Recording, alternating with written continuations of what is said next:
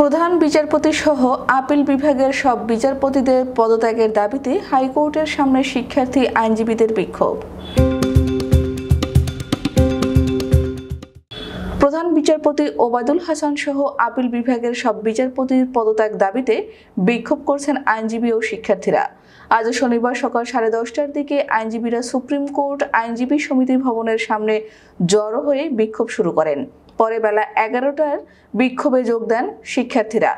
এর আগেও 3 দফা সংবাদ সম্মেলন করে প্রধান বিচারপতি সহ বিতর্কিত বিচারপতিদের পদত্যাগ দাবি করেন আইনজীবী ও শিক্ষার্থীরা।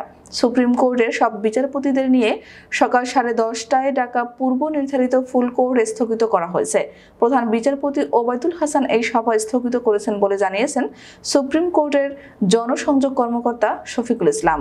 এর আগে যুব ও ক্রীড়া মন্ত্রণালয়ের দায়িত্বপ্রাপ্ত উপদেষ্টা আসিফ মাহমুদ শনিবার সকাল 9টার দিকে তার নিজস্ব ফেসবুক স্ট্যাটাসে ছাত্র জামায়াতের ডাক দেয়। তিনি প্রধান বিচারপতির হঠাৎ করেই ফুল কোর্ট মিটিং আহ্বানকে পরাজিত শক্তির ষড়যন্ত্র বলে মত দিয়েছেন। উপদেষ্টার দেওয়া স্ট্যাটাস হুবহু তুলে ধরা হলো। ফ্যাসিবাদের মদতপুষ্ট ও নানা অপকর্মে জড়িত সুপ্রিম কোর্টের প্রধান বিচারপতি সরকারের সাথে কোনো প্রকার আলোচনা না করে ফুল কোর্ট মিটিং ডেকেছে। পরাজিত শক্তির যে কোনো প্রকার ষড়যন্ত্র বরদাস্ত করা হবে না।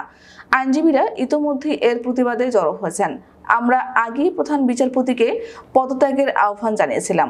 ছাত্র জনতার বিরুদ্ধে অবস্থান নিয়ে তাদেরকে উস্কানি দিলে এর ভয়াবহ পরিণাম ভোগ করতে হবে।